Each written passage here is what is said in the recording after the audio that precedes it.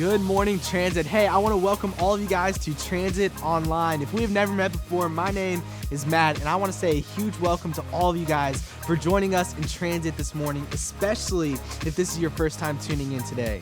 Before I let you guys know what we're doing today, I want to see how you guys are doing. I know the last couple weeks have been hard, being stuck inside and being on your computer and your phone for so long. So in the chat bar next to me, give us a number between 1 and 10. 1 being it's been a really tough week for you guys, and 10 being like this was the best week of quarantine yet. I'll let you guys do that real quick, and as you guys are putting your numbers down, here's what we're doing in Transit this morning.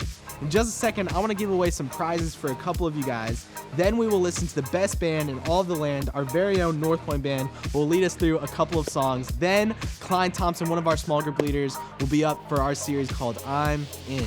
But like I said earlier, I want to give away some prizes this morning. So what we're going to be doing is something we like to call a sweet and treat giveaway. What we're going to be doing is we're going to give you guys 60 seconds to use the chat bar to comment your favorite sweet or treat.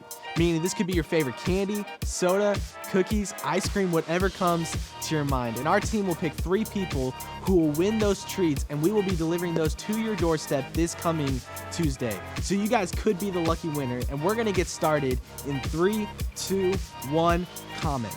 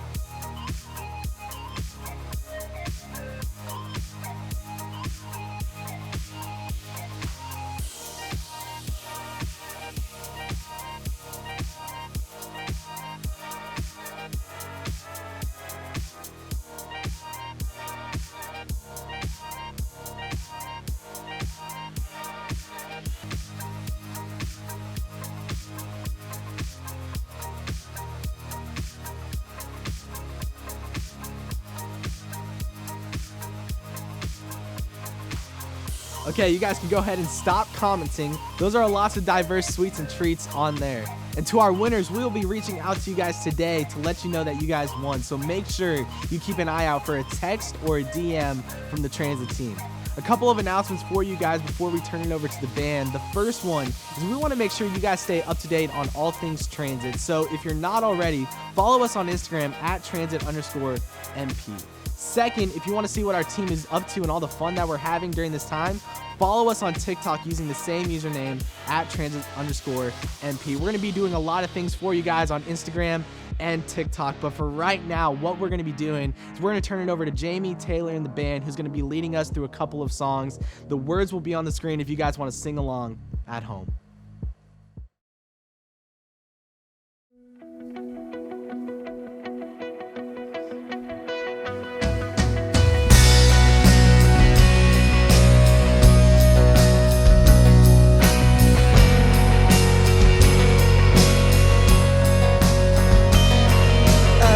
Hallelujah.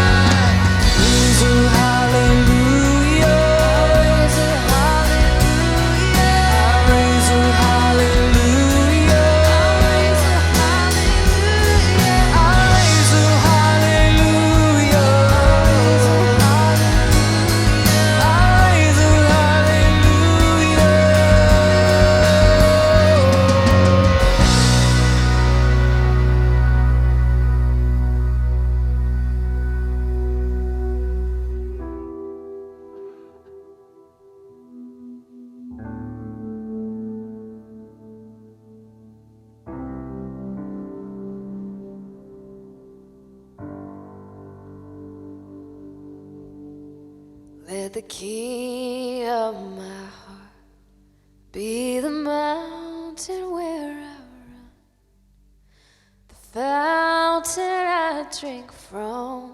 Oh, He is my song. Let the key of my heart be the shadow where I hide, the ransom for my life. Oh, He is my song. 'Cause you are good, you're good. Oh, you are good, you're good. Oh, yes, you are good, you're good. Oh, you are good, you're good. Oh, let the key of my heart be the wind inside my sails, the anchor in the waves. Oh, He is my song. Let the key of my heart be the fire inside my veins, the echo of my days. Oh, He is my song. Let the key of my heart be the wind inside my sails, the anchor in the waves. Oh, He is my song.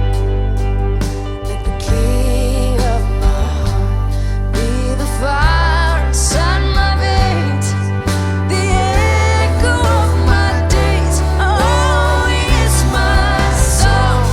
'Cause you are good, you're good. Oh, you are good, you're good. Oh, you are good, you're good. Oh, you are good, you're good. Oh,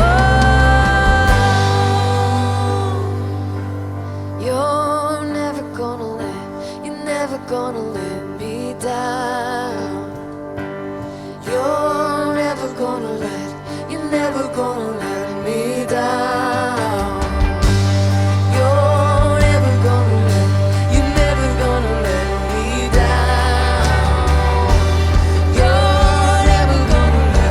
You're never gonna let me down. 'Cause you are good, you're good. Oh, you are good, you're good. Oh,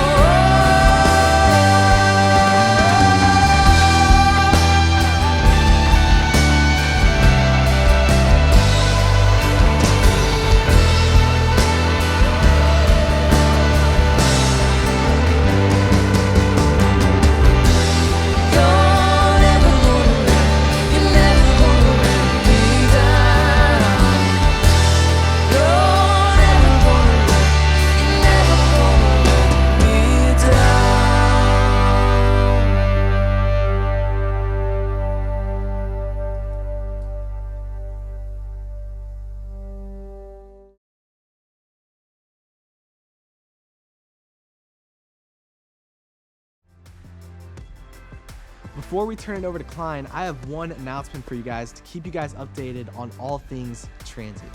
We are, for the time being, while we meet online, inviting our current 9:30 service to come hang out and watch transit online with us all together at 11 a.m. every Sunday. Now, this change doesn't affect you guys personally. You guys will still come and watch transit at the same time and do small groups right after. But this is important to know in case, one, you know anybody who currently watches transit at 9:30, so you can inform them of what's happening starting next week. And it's important for you guys to know so you guys can let your friends know that transit is coming together at one time every Sunday while we meet online.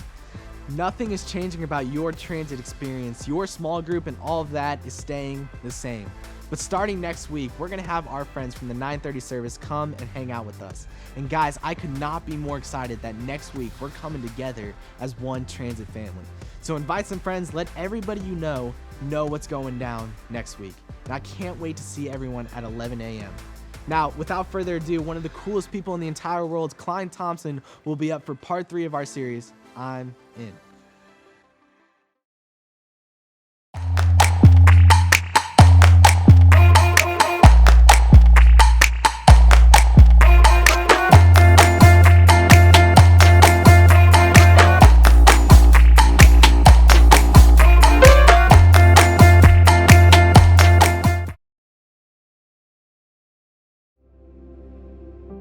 Well, good morning, Transit. I am so glad to be here hanging out this morning with you guys online. If we haven't met before, my name is Klein, and I'm actually a small group leader here in Transit. Transit is one of my favorite places to be every weekend because I actually was a student in Transit once too. So I love being a part of the Transit family, but I want to know why you like to be a part of the Transit family. Is it the free donuts, your small group, the games? Let me know in the chat bar. And if it's your first time, don't worry because you're already a part of the Transit fam too. Now, this morning we are jumping into part 3 of the series we've been in called I'm In. To kick off my message today, I want to tell you guys a story that will help us get to where we are going. Now, this story takes place my sophomore year of high school in Spanish class. It was the second week of school, and I really didn't have many friends in this class, so I sat alone. I kind of enjoyed getting some time alone in that class, but one day, early in the school year, a foreign exchange student from France actually joined our class. She ended up getting placed in the seat right next to me. I was honestly pretty nervous to meet her, and the first few class periods were a little bit awkward, but eventually we got paired together for a project and had to get past all of the awkwardness. I ended up becoming pretty good friends with her that year, and every Spanish class I would ask her tons of questions about France, and she would tell me all sorts of stories about her childhood growing up there. Many of these stories she would tell me I almost felt were made up because they consisted of so many details that were foreign to me. I loved listening to them, but sometimes they were hard for me to comprehend or to imagine them actually happening in real life. So why am I telling you this story? Well, we're in the middle of a series right now called I'm In, where we're looking at 4 people who follow Jesus. We've already talked about Mary Magdalene and Matthew, and today we're going to look at the story of one of Jesus' followers who, well, let's just say he had a difficult time believing what was true, like I did in Spanish class. I think we'd all agree that there are some stories that are just hard to believe. There are some things that make us ask, how can that possibly be true? We can't even fathom it, so we're suspicious, we doubt it, we question it. And when it comes to having faith in God, sometimes it feels like we're playing the same game. Does God really exist? Is he actually good? Did Jesus die and come back to life? Because sometimes when you hear a story from the Bible, it can sound sort of crazy, nearly unbelievable. So we doubt it or question it in our heads. We let it get in the way of connecting with God. And that's bad, right? Like God's probably super mad at us for our doubt. He's probably like, what's wrong with you? Just believe me, right? Well, many of us sometimes might think that doubting God is really bad, that somehow having questions or feeling doubt means you're less of a Christian or not a good Jesus follower. If you have questions about this whole Jesus thing, and you wonder if you really do believe that Jesus is God, that he died, and that he rose again, well, guess what? You're not alone. You're not the only person who wonders about that. You're not the only one who has trouble believing stuff sometimes. And you're not the only one with questions. I would say I am a follower of Jesus, but just like you, I have my own list of questions, doubts, and worries. Here's something cool about being in middle school, and one of the reasons I love hanging out with you guys so much. Right now, you're becoming your own person. You're growing and changing in some really important ways. For one thing, you're old enough to decide for yourself what you believe is true. It's getting harder for you to believe something just because your parents told you it's true, or because some adult on a stage with the Bible said so. You're starting to question things you've never questioned before, or be confused about things that didn't seem confusing in the past. So what do you do when you aren't sure what to believe? What do you do when you have doubts? Here's something important for you to know. Even Jesus' closest followers, who witnessed all kinds of miraculous things, had trouble holding on to their faith at times. So let's talk about Thomas. You may have heard of him if you've been around church for a while, but if not, here's what you need to know about Thomas. He's kind of infamous. He even has a nickname, Doubting Thomas. Yikes. That's a pretty unfortunate nickname, but I think you can probably guess why he got it. You see, Thomas was a follower of Jesus, but he couldn't quite wrap his mind around the fact that Jesus had risen from the dead. I mean, a guy coming back to life after being dead for 3 days, that's crazy, right? What normal person actually believes that's possible? That's what Thomas was thinking. And you know what? I totally get it. Thomas was probably just trying to be rational. He just needed a little more convincing. He wasn't going to believe everything he heard without some evidence, just like you and I. Here's Thomas's story. Thomas was one of Jesus' 12 disciples, but he was not with the other disciples when Jesus came and visited them after coming out of the tomb. So the other disciples told him, "We have seen the Lord." But he said to them, "Unless I see the nail marks in his hands, and put my finger where the nails were, and put my hand into his side, I will not believe." I don't know where Thomas was when Jesus came and stood among them. Maybe he went to McDonald's, maybe he was sleeping, maybe he was watching Netflix or playing video games like many of us have been doing the past few weeks. Who knows? What we do know is that the disciples witnessed one of the most amazing and incredible things that has ever happened. Jesus being alive after dying. And Thomas wasn't there. He missed it. Can you imagine? If that happened to you, you'd be pretty bummed, right? Maybe you'd be in a really bad mood. Maybe you'd get mad at the friend telling you the story. In my mind, I kind of picture that happening here. The other disciples told Thomas that they'd seen Jesus alive, and Thomas was not buying that story. For something this big and this important, taking his friend's word for it wasn't good enough. He wanted proof. Let's read what Thomas said one more time. He says, "Unless I see the nail marks in his hand, and put my finger where the nails were, and put my hand into his side, I will not believe." Thomas gets a bad rap for not having faith, but I'm going to be honest with you. I love that Thomas wasn't afraid of having doubts and actually voiced them. He wasn't afraid of what his friends would think. He wasn't afraid to be honest.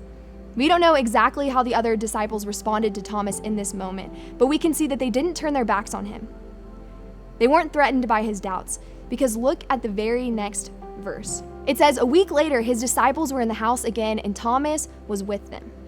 A whole week went by. All his friends had seen Jesus. They believed he was alive. Thomas still had his doubts, but they were together. It didn't rip their friendship apart. They didn't tell Thomas to leave them alone until he got his act together. The disciples didn't abandon Thomas, and Thomas didn't abandon the disciples. And that's huge.